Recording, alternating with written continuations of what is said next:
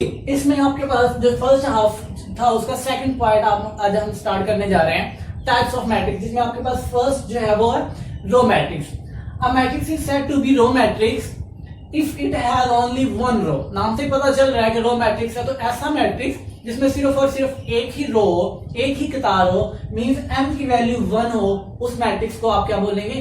Row matrix. Means यहाँ पे आपके पास एग्जांपल्स हैं, तो आपने यहाँ पे कॉलम के ऊपर बिल्कुल ध्यान नहीं करना, कॉलम जितने मर्जी हो जाएं, आपने सिर्फ रो को चेक करना है। अगर रो 1 है तो वो वाला मैट्रिक्स आपके पास रो मैट्रिक्स है, और अगर रो 1 नहीं है तो वो आपके पास रो मैट्रिक्स नहीं है। तो यहाँ पे आपके पास लेट्स से एग्जांपल 1 है, हम ले लेते हैं 1 2 3। तो इसमें देखो आपके पास m की वैल्यू जो है वो 1 आ रही है, और n को हम यहाँ पे कंसीडर नहीं कर रहे। सिमिलरली अगर आप यहाँ पे b लें तो b आपके पास से 2 है, तो यहाँ पे भी आपके पास देखा m की वैल्यू 1 है, तो ये आपके पास रो मैट्रिक्स कहलाएगा। सिमिलरली अगर आप इसके ऑपोजिट बात करें रो मैट्रिक्स के बाद कॉलम मैट्रिक्स में, जब आप रो मैट्रिक्स के ऊपर बात कर रहे थे तो आपने सिर्फ रो को देखा कि ऐसा मैट्रिक्स जिसमें रो 1 हो। अगर आपके पास यही कॉलम मैट्रिक्स आ जाए तो ऐसा मैट्रिक्स जिसमें सिर्फ और सिर्फ कॉलम 1 हो, तो उसे हम क्या बोलेंगे? Column matrix. तो कॉलम मैट्रिक्स में रो को बॉदर नहीं करेंगे कि रो क्या आ रही है, रो कितनी आ रही है, हम रो को नहीं देखेंगे, सिंपल कॉलम को देखेंगे। अगर हमारे पास कॉलम 1 है तो वो कॉलम मैट्रिक्स है, अगर रो 1 है तो रो मैट्रिक्स है। अब यहाँ पे आपके पास कॉलम मैट्रिक्स है, तो यहाँ पे 1 रो था, तो यहाँ पे आपके पास क्या होगा? 1 कॉलम। यहाँ पे आपके पास 1 कॉलम होगा। इसका मतलब क्या होगा कि आपके पास यहाँ पे m1 है और कॉलम में आपके पास n1 होगा। तो यहाँ पे आपके पास जो एग्जाम्पल्स हैं वो कुछ इस तरह से आएंगी कि आपके पास एग्जाम्पल जो है, अगर आप इसी a को उठाएं और इस a को कुछ इस तरह से अरेंज कर दें 1 2 3, तो अब आप देखें कॉलम जो है आपके पास n जो है वो 1 आ रहा है। अब इसमें रो जितनी मर्जी आ जाए, हमने रो को नहीं देखना। इसी तरह अगर आपके पास ये b है, इस b को मैं d का नाम दे के लिखता हूँ 2, तो यहाँ पे आपके पास n जो है वो भी 1 आ गया। स्टूडेंट्स यहाँ पे आपको थोड़ी सी कंफ्यूजन हो रही होगी इस एग्जाम्पल में, लेकिन डोंट वरी, आगे मूव करके हम इसको भी सॉल्व करेंगे। तो यहाँ पे आपके पास रो मैट्रिक्स आ गया और कॉलम मैट्रिक्स आ गया, ये आपके पास फर्स्ट टाइप और ये आपके पास सेकंड टाइप। अब हम बात करते हैं स्क्वायर मैट्रिक्स की। जब हम स्क्वायर मैट्रिक्स की बात करेंगे तो उम्मीद है आप इस जो ट्रबल में आ रहे हैं, इस ट्रबल में कि ये कॉलम भी है और रो भी है, तो आप ये वाला इस चीज को भी सॉल्व कर पाएंगे। अगला आपके पास है स्क्वायर मैट्रिक्स। देखो नाम से पता चल रहा है ये भी स्क्वायर। स्क्वायर आपको पता है ऐसी चीज जिसकी 4 साइड्स जो है वो सेम हो, इक्वल हो। तो यहाँ पे साइड्स तो नहीं है, यहाँ पे आपके पास रोज और कॉलम्स हैं, तो आपके पास यहाँ पे रोज और कॉलम के ऊपर बेस्ड जो है वो बात करेंगे। तो स्क्वायर मैट्रिक्स आपके पास क्या है कि ऐसा matrix, a matrix is said to be, a matrix is said to be square matrix, a matrix is said to be square matrix if number of rows and number of columns are equal। अगर आपके पास कोई भी matrix ऐसा हो जिसमें number of रोज और number of columns जो है वो आपके पास सेम आ जाएं, तो वो आपके पास मैट्रिक्स जो होगा वो स्क्वायर मैट्रिक्स होगा। इसका मतलब यहां से कुछ इस तरह से डिराइव होता है, means m is equal to n, number of rows and equal to the number of column. अब यहाँ पे इसकी एग्जांपल्स है, एग्जांपल को देखें। एग्जांपल आपके पास है कि अगर आपके पास यहाँ पे मैट्रिक्स कुछ इस तरह से a गिवन है 1 2 3 4, तो यहाँ पे देखो आपके पास m is equal to 2, n is equal to 2 implies that m is equal to n। अब आप अगर इसी एग्जांपल को दोबारा देखें तो यहाँ पे मैं इसको एक नया नाम f दे रहा हूं और f आपके पास आ जाता है 2। अब यहाँ पे आप देखें आपके पास m जो है वो 1, n जो है वो 1, इसका मतलब m और n भी आपस में सेम है। अगर m और n सेम है तो इसका मतलब ये स्क्वायर मैट्रिक्स है। तो अब आप देखें जब आप इसी मैट्रिक्स को रो वाइज देखेंगे तो ये रो मैट्रिक्स बन जाएगा। अब कॉलम को नहीं देखा, अगर हम इसको कॉलम वाइज देखेंगे तो ये कॉलम मैट्रिक्स बन जाएगा, रो को नहीं देखा। अगर हम रो और कॉलम दोनों को देखें combine at the same time तो रो और कॉलम को अगर आप सेम देखेंगे तो वो सेम आ रहा है, ऑर्डर उनका सेम नंबर ऑफ रोज और नंबर ऑफ कॉलम सेम आ रही हैं, तो इसका मतलब ये वाला मैट्रिक्स आपके पास स्क्वायर मैट्रिक्स भी हो गया। तो आपका प्रॉब्लम सॉल्व हो गया कि अगर आपके पास रो देखेंगे तो सिंपल रो को देखें, कॉलम को छोड़ दें, रो मैट्रिक्स। अगर आप सिंपल कॉलम देखें, रो को छोड़ दें, सिंपल कॉलम मैट्रिक्स। और अगर आप रो और कॉलम को दोनों को देखें तो आपके पास स्क्वायर मैट्रिक्स। अब हम आगे मूव करते हैं, ये आपके पास थर्ड टाइप थी, और अब हम मूव करते हैं फोर्थ टाइप। फोर्थ टाइप में आपके पास क्या है, रेक्टेंगुलर मैट्रिक्स। अब रेक्टेंगुलर मैट्रिक्स जो है वो बिल्कुल स्क्वायर मैट्रिक्स के ऑपोजिट है।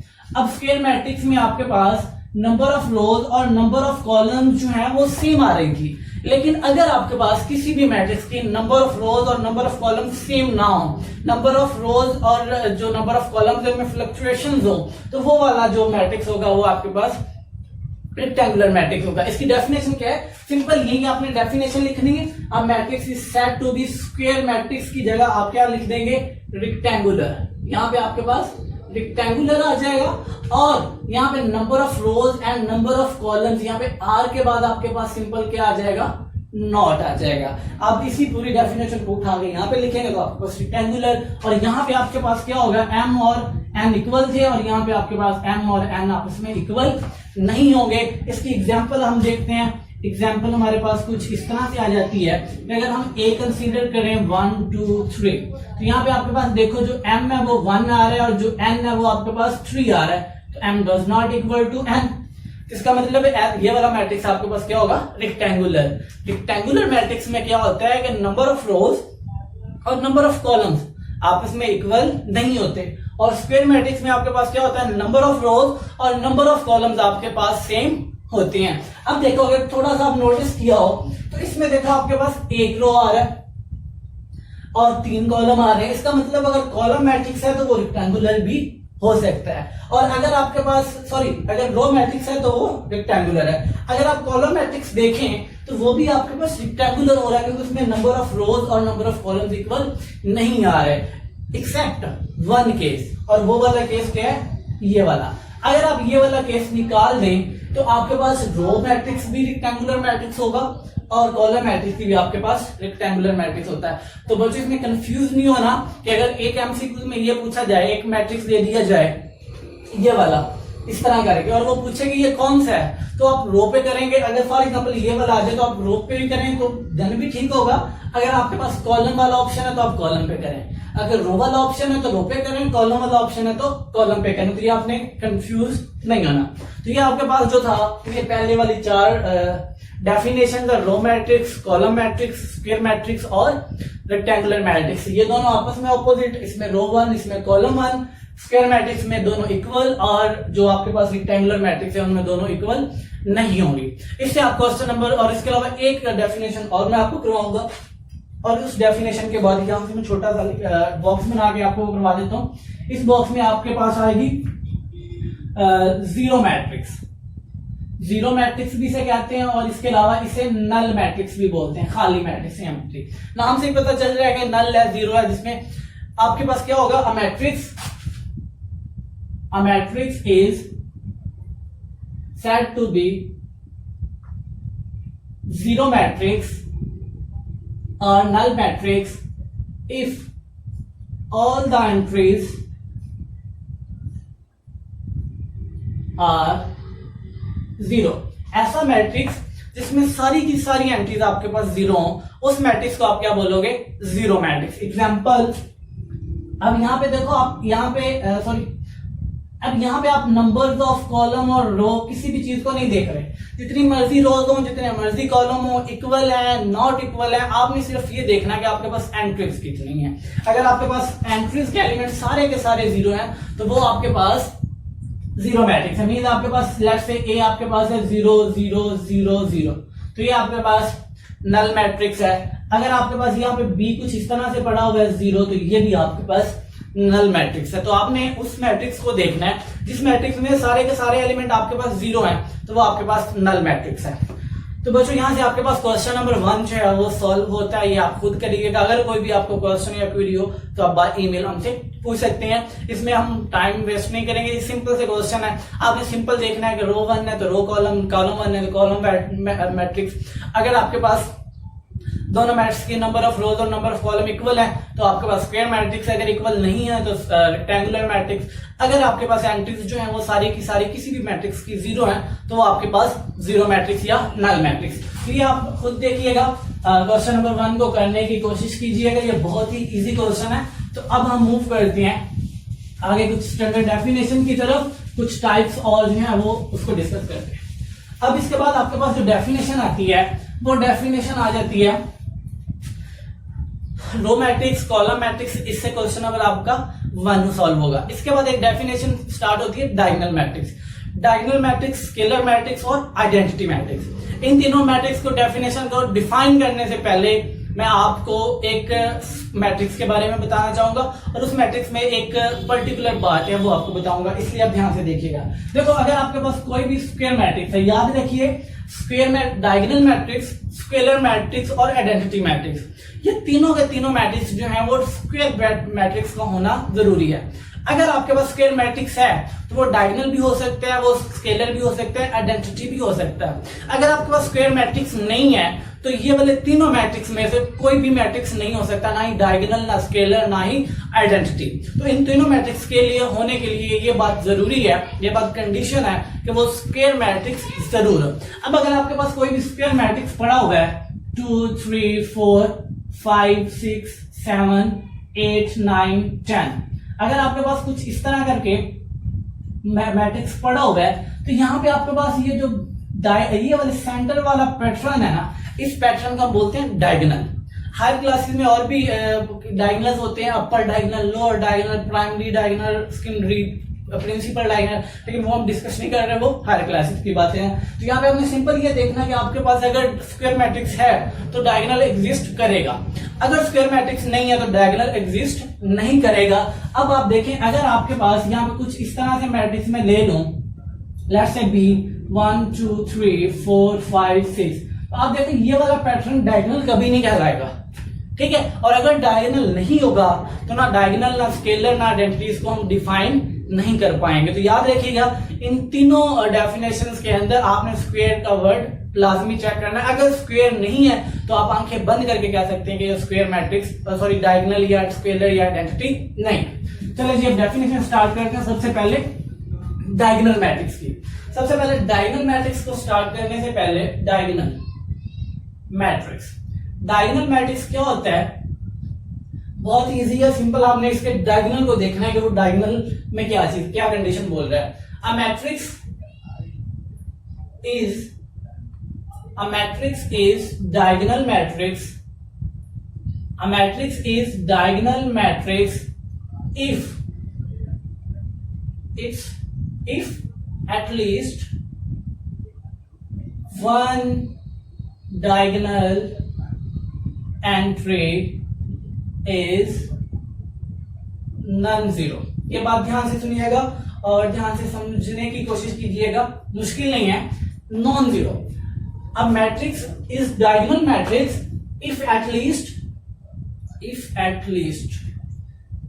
at least one diagonal entry is non-zero, means आपके पास जो भी मैट्रिक्स होगा आपने इसके डायगोनल में देखना है। उसके डायगोनल में अगर आपको एक भी एलिमेंट ऐसा मिले कि वो जीरो, हो सकता है सारे नॉन जीरो हो, लेकिन आपको कम से कम एटलीस्ट वन डायगोनल एंट्रीज ऐसी होनी चाहिए जिसमें जीरो जो है वो नॉन जीरो हो। अगर आपके पास एक भी एंट्री ऐसी आ जाती है जो नॉन जीरो है तो वो आपके पास डायगोनल एलिमेंट्स, डायगोनल मैट्रिक्स होगा।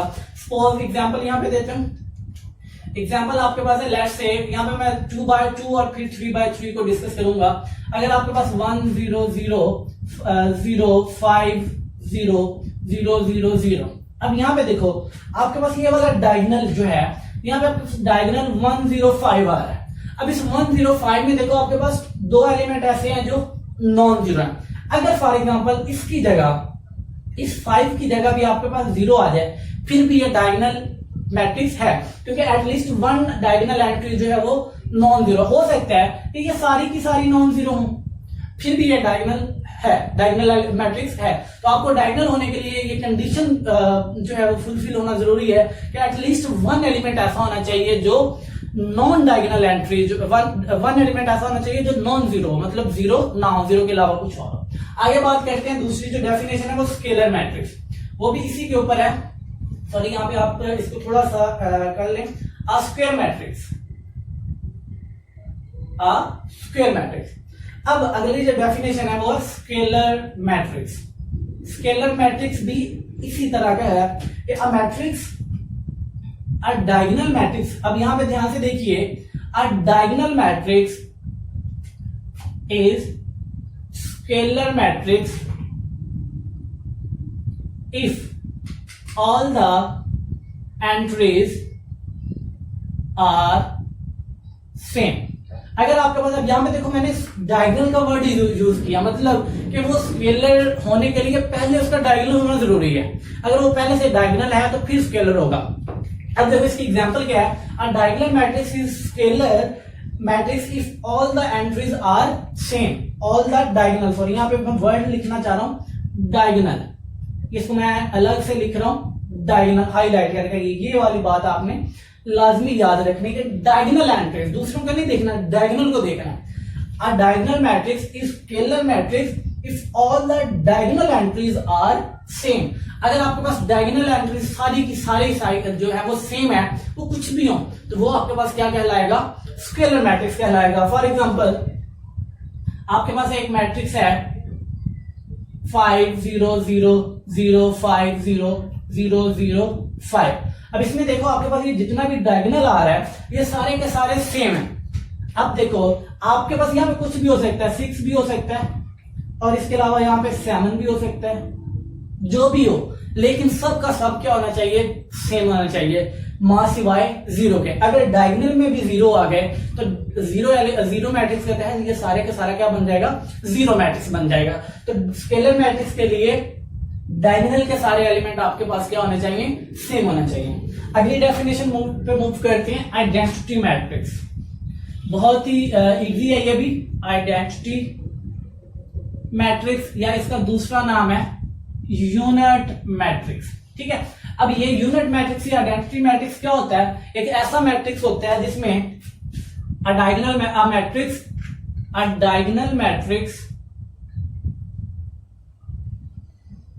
is unit matrix if all the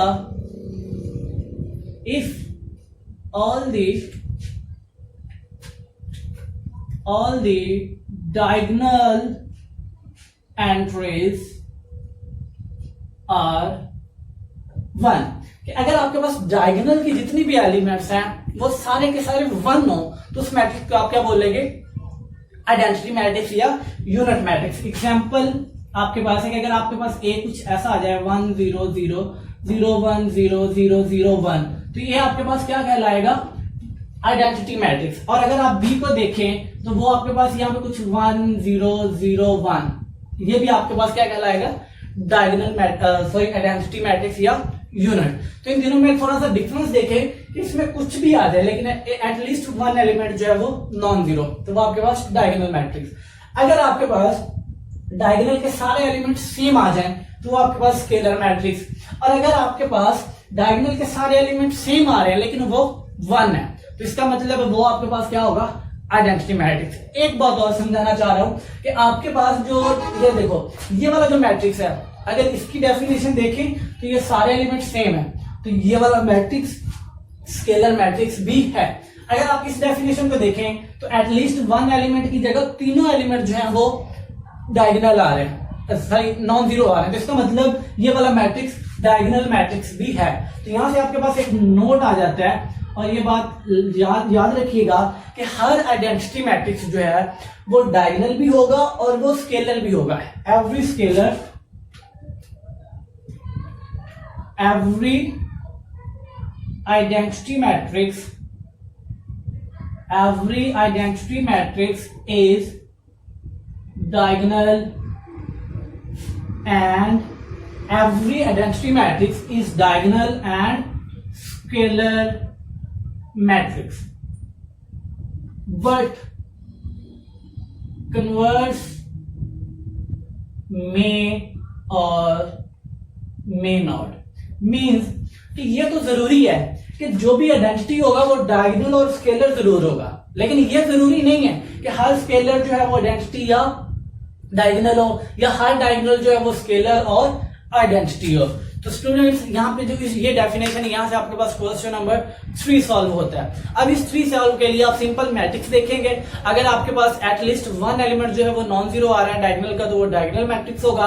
अगर आपके पास उस किसी भी मैट्रिक्स में डायगोनल के सारे एलिमेंट जो है वो जो है सेम आ रहे हैं, तो वो आपके पास स्केलर मैट्रिक्स होगा। अगर आपके पास किसी भी मैट्रिक्स के डायगोनल में सारे एलिमेंट 1 1 आ रहे हैं, तो वो आपके पास आइडेंटिटी मैट्रिक्स होगा। तो ये आप क्वेश्चन खुद कर सकते हैं, सिंपल है, इसलिए इसको मैं आगे करने नहीं जा रहा। आगे आपके पास आ जाता है नेगेटिव मैट्रिक्स। तो नेगेटिव मैट्रिक्स जो है वो आपके पास एक खास किस्म का जो एक मैट्रिक्स होता है, उस मैट्रिक्स को आप कन्वर्ट करते हो खुद से उसकी दूसरी फॉर्म में, एक पर्पस के तहत, एक जो है प्रोसेस के तहत। उस प्रोसेस को जब आप करते हो और वो नेगेटिव जो प्रोसेस होता है उसको करने के बाद आपको पता चल जाता है। अब देखें आपके पास नेगेटिव मैट्रिक्स है, नाम से पता चल रहा है कि ये भी नेगेटिव का वर्ड यूज हो रहा है। तो आप क्या करेंगे, कोई भी मैट्रिक्स है उसको नेगेटिव कर देंगे। कैसे करेंगे, late A is a matrix is said to be negative. A is said to be negative matrix if it is multiplied by negative sign.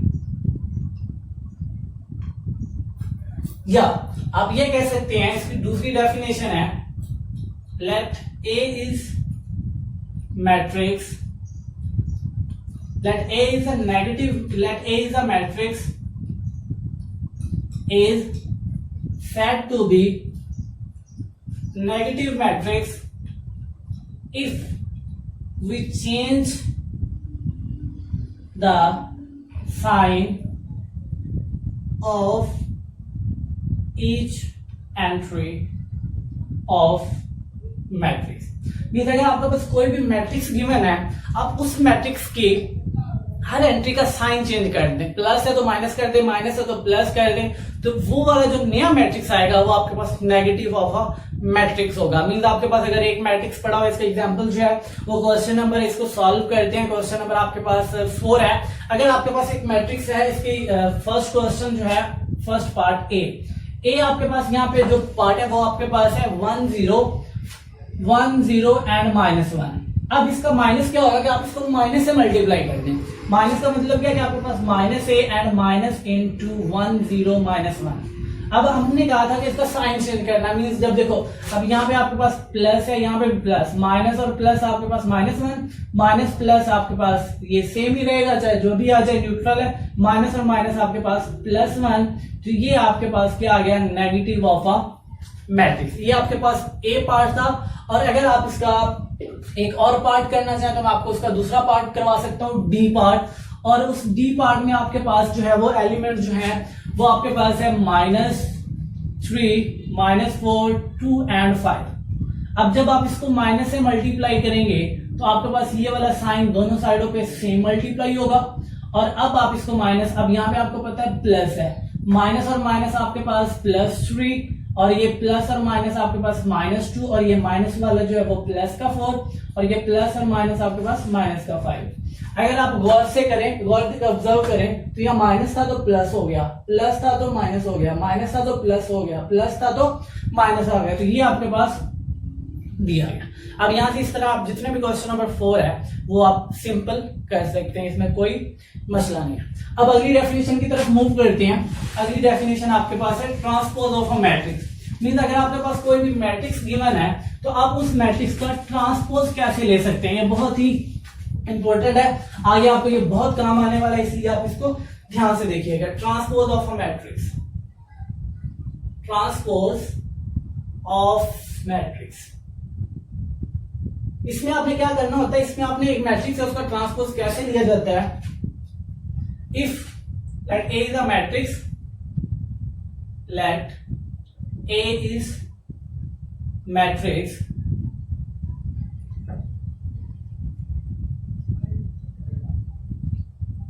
अगर आपके पास कोई भी मैट्रिक्स ए है, उसका आपने ट्रांसपोज कैसे लेना है? Let A is a matrix, its transpose is that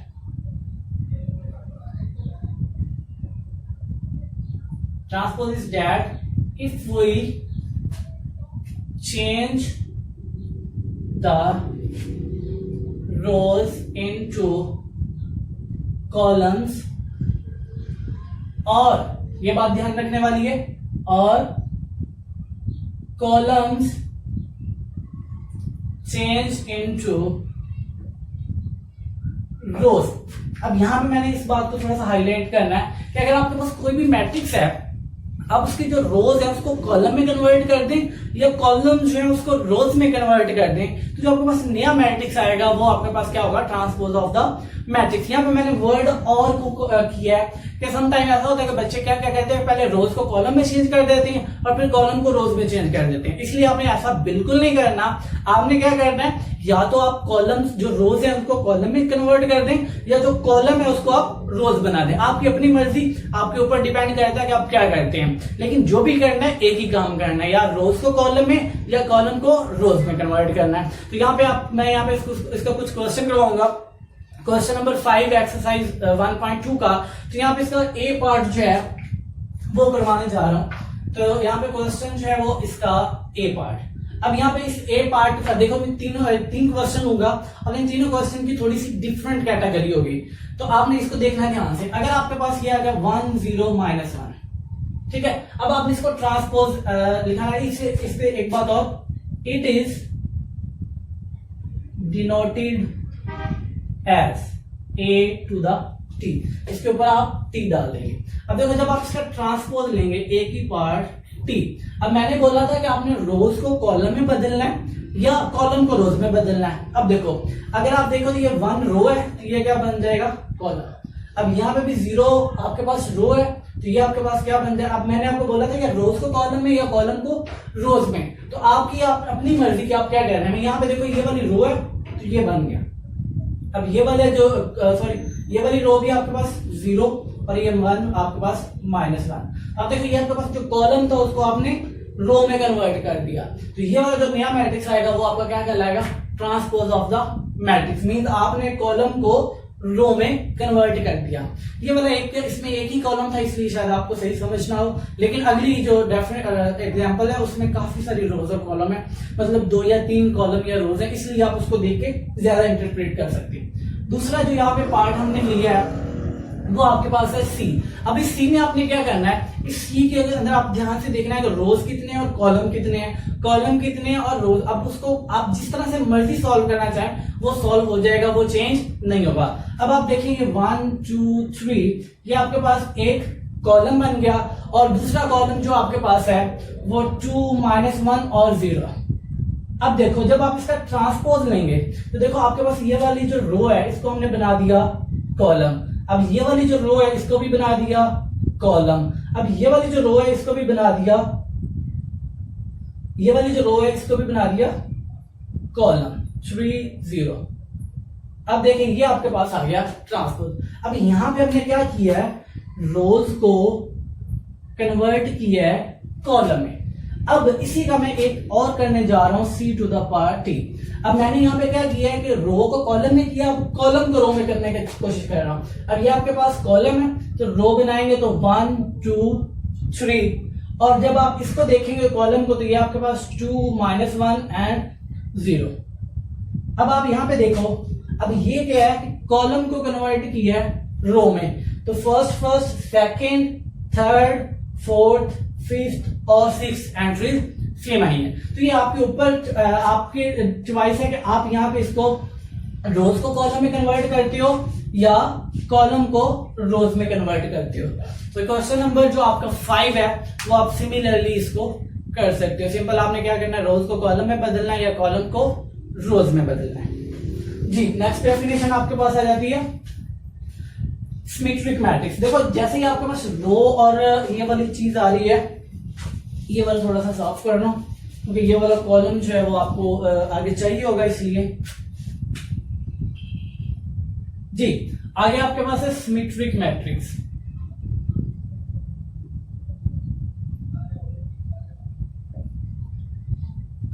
अब आपने शायद कुछ इसमें से नोट किया है या नहीं, मैं आपको एक चीज की तरफ और ध्यान दिलाऊंगा, लेकिन उससे पहले ये वाला सिमेट्रिक। अब देखो सिमेट्रिक मैट्रिक्स क्या है, कोई भी मैट्रिक्स आपके पास सिमेट्रिक होगा, late A is symmetric matrix,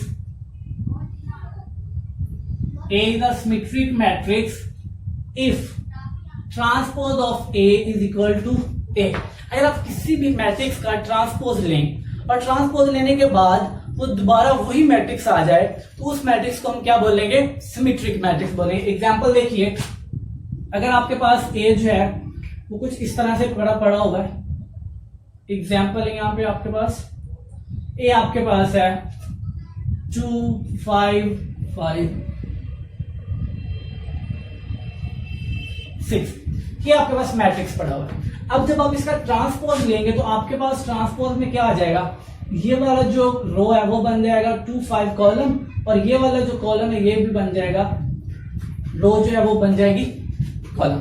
अब यहाँ पे देखो इस रो को कॉलम बना दिया और इस रो को भी कॉलम, लेकिन फिर भी देखो आपके पास जो एलिमेंट्स आ रहे हैं वो सेम आ रहे हैं। इसका मतलब है कि जब आपने ए का ट्रांसपोज लिया और ट्रांसपोज लेने के बाद आपने चेक किया कि ए जो है वो ओरिजिनल वही आ रहा है, तो यहाँ पे क्या होगा, A is symmetric, A is symmetric. तो इसकी कंडीशन आपके पास क्या है, ये वाली, अगर आप किसी भी मैट्रिक्स का ट्रांसपोज लें और ट्रांसपोज लेने के बाद दोबारा वही मैट्रिक्स आ जाए, तो वो आपके पास क्या कहलाएगा, सिमेट्रिक मैट्रिक्स कहलाएगा।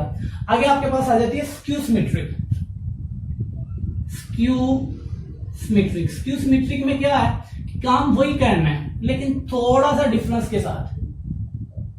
थोड़ा सा डिफरेंस क्या आएगा कि let A is a matrix, let A is skew symmetric, let A is a skew symmetric matrix if transpose of A is equal to -A। अब यहां पे थोड़ा सा ध्यान देने की जरूरत है कि आपके पास वही चीज लिखी हुई है, सिंपल इस A की जगह क्या आ जाना, माइनस आ जाना। मतलब ये कि अगर आपके पास कोई भी मैट्रिक्स हो, आप उसका ट्रांसपोज लें, ट्रांसपोज लेने के बाद जो नया मैट्रिक्स आएगा उसको आप माइनस से मल्टीप्लाई कर दें, मींस आप उसको नेगेटिव कर दें, तो वो जो मैट्रिक्स होगा वो ओरिजिनल पहले वाला मैट्रिक्स बन जाएगा। वो वाला मैट्रिक्स ओरिजिनल आपके पास पहले वाला मैट्रिक्स बन जाएगा। तो इसकी एग्जांपल एक जो है वो हम यहाँ पे देखते हैं। इसकी एग्जांपल थोड़ा सा पर्टिकुलर देखिएगा। इसकी एग्जांपल मैं यहाँ पे खुद से भी बना सकता हूँ, लेकिन यहाँ पे मैं खुद से नहीं, जो बुक में है जाके आप बच्चों को क्लियर हो जाए, इसलिए वो वाली एग्जांपल करवाऊंगा जो बुक में है। और उसके बाद इसकी खुद भी एग्जांपल बन सकती हैं, और वो एक बार बताने के बाद मैं आपको वो खुद से बनाना भी सिखाऊंगा। तो इसके एग्जांपल कुछ इस तरह से है। लेट्स से आपके पास मैट्रिक्स ए है 0 2 3,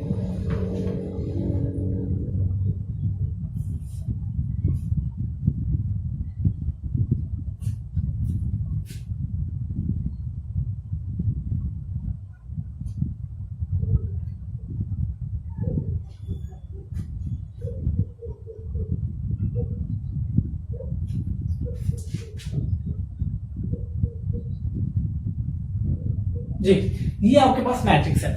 अब आप इस मैट्रिक्स का जो है वो ट्रांसपोज लें। जब आप इसका ट्रांसपोज लेंगे तो आपके पास कुछ इस तरह से आ जाएगा, ए ट्रांसपोज। अब इसका देखिए, ये 0 2 3 आपके पास रो है, यहाँ पे 0 2 3 आपके पास कॉलम बन गया। अब अगर आप -2 0 1 देखें तो ये आपके पास रो है, तो ये -2 0 और 1 आपके पास कॉलम बन गया। अगर आप ये -3 देखें, -3 -1 0, ये रो है, तो ये आपके पास -3 -1 और 0 आपके पास कॉलम बन गया। अब देखो, अगर आप थोड़ा सा ध्यान करें तो ये 0 वैसे ही, ये प्लस का था, ये माइनस का, ये प्लस का और ये माइनस का, ये माइनस का और ये प्लस का, ये 0, ये 1 प्लस का था और इधर माइनस का, इधर माइनस का, इधर प्लस का, इधर माइनस का, इधर प्लस का, इधर 0 और इधर भी 0। मतलब जहां पे प्लस माइनस था वहां पे प्लस आ रहा है, और जहां पे प्लस था वहां पे माइनस आ रहा है। इसका मतलब आप इसकी जो भी वैल्यूज है उनको आप एंट्रीज है उनके साइन चेंज कर दें या माइनस से मल्टीप्लाई कर दें। जब आप इसके माइनस से मल्टीप्लाई करवाएंगे तो आपके पास क्या आ जाएगा, माइनस वाला प्लस और प्लस वाला माइनस। तो ये 0 तो 0 ही रहेगा, और ये माइनस वाला जो है ये बन जाएगा प्लस का 2, और ये वाला जो माइनस का ये भी बन जाएगा प्लस का 3, और ये वाला जो है प्लस का 2 ये बन जाएगा माइनस का 2, और ये जो जीरो है ये जीरो ही, ये माइनस वाला बन जाएगा प्लस का, ये प्लस वाला बन जाएगा माइनस का, ये भी प्लस का, तो माइनस, और ये वाला एज इट इज। अब आप देखें ये वाला और ये वाला मैट्रिक्स आपके पास सेम आ गया, तो यहाँ पे आप A T is equal to ये आपके पास माइनस, और इस सारे की जगह आप लिख सकते हैं ए। तो देखो आपने जब इस ए का ट्रांसपोज लिया तो वो इक्वल आ गया माइनस ए, तो इसका मतलब है A is skew symmetric, A is skew symmetric, A आपके पास स्क्यू सिमेट्रिक मैट्रिक्स बन गया। अब देखो अगर आप थोड़ा सा गौर करें तो आपके पास आपने जब भी ट्रांसपोज लिया किसी भी स्क्वायर मैट्रिक्स का, जब आपने ट्रांसपोज लिया स्क्वायर मैट्रिक्स का, अब यहाँ पे देखो, अब इस डायगोनल में देखो 2 and 6, इस डायगोनल में भी देखो 2 and 6, अब इस डायगोनल में देखो 0 0 0 0 0 0। अब आपके पास कोई भी स्क्वायर मैट्रिक्स आ जाए, जब आप उसका ट्रांसपोज लेंगे तो उसका जो डायगोनल के एलिमेंट्स होंगे वो कभी नहीं चेंज होंगे, वो वाले वही रहेंगे। अब देखो अब ये वाला स्क्यू सिमेट्रिक अगर आपको एग्जाम में एग्जांपल देने के लिए तौर पे भूल गया तो आप कैसे बनाएंगे? आपने ये डायगोनल वाले एलिमेंट तो 0 0 लिख दिए, ठीक है। अब आपने क्या करना है, जो एलिमेंट यहाँ पे लिखना है उसी एलिमेंट को आपने यहाँ पे लिख देना है। फर्क सिर्फ इतना आएगा, अगर इधर प्लस का है तो इधर माइनस आ जाएगा, अगर इधर माइनस है तो इधर प्लस आ जाएगा। सिमिलरली यहाँ पे आपने 3 लिखा, इसके ऑपोजिट आपने -3 लिख देना। अगर यहाँ पे 3 प्लस का है इधर माइनस का, अगर उधर माइनस है तो इधर प्लस का। सिमिलरली यहाँ पे 1 है तो यहाँ पे -1 है। मैं एक छोटी सी एग्जांपल लेके दे देता हूँ। जिस स्टूडेंट्स अगर आप स्क्यू सिमेट्रिक की एग्जांपल जो है एग्जाम में भूल जाएं तो आप खुद से एग्जांपल कैसे बना सकती हैं, तो एक छोटी सी एग्जांपल से आपको एलैबोरेट करूंगा कि अगर फॉर एग्जांपल आपके पास मैट्रिक्स ए आप 3/3 का मैट्रिक्स बनाना चाहें तो आपने डायगोनल एंट्री सारी की सारी 0 लिख देनी है। उसके बाद यहाँ पे डायगोनल में 0, यहाँ पे अगर फॉर एग्जांपल आपने 5 लिखना है तो यहाँ पे इसके क्रॉसपोंडिंग आपने -5, जो ऊपर आपने वैल्यू ली है वही वैल्यू लेनी है लेकिन अपोजिट साइन के साथ। डायगोनल में 0, अगर यहाँ पे आपने लिखा 3 तो यहाँ पे आपके पास आ जाएगा -3, और यहाँ पे अगर आपने लिखा है -6 तो यहाँ पे आपके पास आ जाएगा +6, और डायगोनल में आपके पास 0। मीन्स आपने जो भी वैल्यू डायगोनल में 0, क्योंकि इसकी तो पोजीशन चेंज ही नहीं होनी, 1 1 2 2 3 2 1 5 6 जो मर्जी लिखे, लेकिन कोशिश करें 0 लिखे ताकि ये न्यूट्रल एलिमेंट होता है। अब अगर आपके पास ये इधर जो भी वैल्यू लिखनी है उसके क्रॉसपोंडिंग आपने उसके ऑपोजिट साइन के साथ लिख देनी है। इसी तरह 3 -3 -6 +6। अब आप इसका ट्रांसपोज लें, जब आप इसका ट्रांसपोज लेंगे तो ये जो आपके पास रो है वो कॉलम में कन्वर्ट हो जाएगी, और जो कॉलम है वो आपके पास रो में कन्वर्ट हो जाएगा। 0 5 3 रो था, इधर आपके पास 0 5 3 कॉलम, -5 0 -6 रो है तो आपके पास -5 0 और -6 कॉलम बन गया। एज इट इज आपके पास ये -3 6 और 0 रो था वो कॉलम बन गया। अब आप ध्यान दें ये माइनस का और ओरिजिनल प्लेस प्लस है, ये प्लस और ये माइनस, ये माइनस ये प्लस, ये माइनस ये प्लस, ये प्लस ये माइनस, और ये वाला 0 न्यूट्रल। अब आपने क्या करना है, सिंपल जहाँ पे प्लस आ रहा है वहां, जहाँ पे आपको प्लस चाहिए था वहां पे माइनस आ रहा है, और जहाँ पे माइनस आ रहा है वहां पे आपको प्लस चाहिए। अब आप सिंपल क्या करेंगे, माइनस को कॉमन निकालें तो अंदर वाली सारी एंट्रीज का साइन जो है वो चेंज हो जाएगा। मीन 0 ये माइनस का तो प्लस का 5, ये माइनस वाला फिर प्लस, और ये प्लस वाला माइनस, 0 एज इट इज, ये प्लस वाला माइनस का, और ये जो आपके पास 3 प्लस का ये माइनस का, ये माइनस का 6 प्लस का 6, और ये 0 आपके पास एज इट इज। अब आप देखिए ये वाला और ये वाला ओरिजिनल मैट्रिक्स सेम है, 0 0 -5 -5 -3 -3 5 5 0 0 6 6 3 3 -6 और ये वाला 0। सिंपल आप क्या करेंगे, A transpose is equal to ये वाला माइनस, और इस सारे की जगह आपके पास ए आ गया। इसका मतलब ये जो आपने ए कंसीडर किया था ये ए इज स्क्यू सिमेट्रिक, ये आपके पास क्या बन गया, स्क्यू सिमेट्रिक। तो इस तरह की आप जब भी एग्जांपल करना चाहें आप खुद से कर सकते हैं। सिंपल इन वैल्यूज को याद रखें, उनको प्लेस करना सिर्फ ऑपोजिट साइन के साथ। तो अब हम इसके इस एक्सरसाइज के लास्ट क्वेश्चन की तरफ मूव करते हैं। क्वेश्चन नंबर 6 वो कहता है वेरीफाई दैट इफ, यहाँ पे मैट्रिक्स दिया हुआ है ए, और ए जो है वो आपके पास है 1 2 0 1, और आपने इसको वेरीफाई करना है कि ए ट्रांसपोज का ट्रांसपोज जो है वो दोबारा ए के इक्वल आ जाता है। मीन्स आपने ये वाली चीज जो है ये प्रूफ करनी है। तो प्रूफ करते हैं इसको। तो देखिए आपके पास क्या है, आपने प्रूफ क्या करना है कि ए का ट्रांसपोज लेना है और उसका फिर आपने अगेन ट्रांसपोज ले लेना है। तो देखो आपके पास जो ए है वो आपने पिक किया 1 2 0 1। अब जब आप इसका ट्रांसपोज लेंगे तो आप क्या करेंगे, इस रो को कॉलम में बदल दिया, इस रो को भी कॉलम में। अब आपने अगेन क्या करना, फिर दोबारा ट्रांसपोज लेना है, लेकिन किसका, इसका नहीं, क्योंकि इस ट्रांसपोज वाला हिस्सा हल किया और इसका फिर ट्रांसपोज। जब आप इस ट्रांसपोज का अगेन ट्रांसपोज लेंगे मींस 1 0 2 1 का भी आपने क्या ले लेना, ट्रांसपोज। तो ये आपके पास क्या बन जाएगा, ये वाला रो जो है कॉलम बन गया, ये वाला कॉलम फिर रो बन गया। अब देखो ये वाला और ये वाला मैट्रिक्स आपके पास सेम आ गया। जब ये वाला मैट्रिक्स आपके पास सेम आ गया तो आप लिख सकते हैं ए ट्रांसपोज का whole transpose is equal to, इस सारे की जगह आपने दोबारा ए लिख दिया जो आपने वेरीफाई करना था। इसी तरह अगर आप बी की तरफ जाएं तो आपके पास जो मैट्रिक्स बी है वो कुछ इस तरह से गिवन है। बी आपके पास है 1 2 0 और ये वाला 1। अब आपने क्या करना है, इसको वेरीफाई करना है, बी ट्रांसपोज का transpose is equal to B. तो करें इसको भी सेम पैटर्न पे आपने सॉल्व करना है। सबसे पहले आपने बी को पिक किया और बी आपके पास है 1 1 2 0, और सबसे पहले आपने इसका ट्रांसपोज लिया मींस बी का transpose is equal to 1 1 2 0, means इस रो को कॉलम और ये वाली रो भी कॉलम बन गई।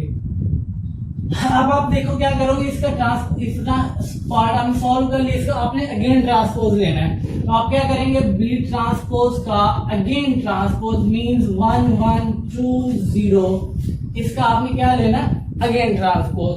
तो जब आप इसका अगेन ट्रांसपोज लेंगे तो आपके पास क्या आ जाएगा, ये 1 2 जो था रो आपके पास कॉलम और ये रो जो है फिर आपके पास कॉलम। अब ये वाला मैट्रिक्स सेम हो गया तो आप इसकी जगह लिख सकते हैं बी ट्रांसपोज का transpose is equal to again B, और यही हमने प्रूफ करना। तो बच्चों इस तरह हमारी एक्सरसाइज कंप्लीट हुई। आज का लेक्चर यहाँ पे खत्म करते हैं। और अगर किसी भी बच्चे को कोई क्वेश्चन या क्वेरी हो तो वो बाय मेल हमसे पूछ सकते हैं wa966@gmail.com, और जल्द से जल्द आपकी क्वेरी का आंसर देने का कोशिश करेंगे। शुक्रिया, thank you, best of luck.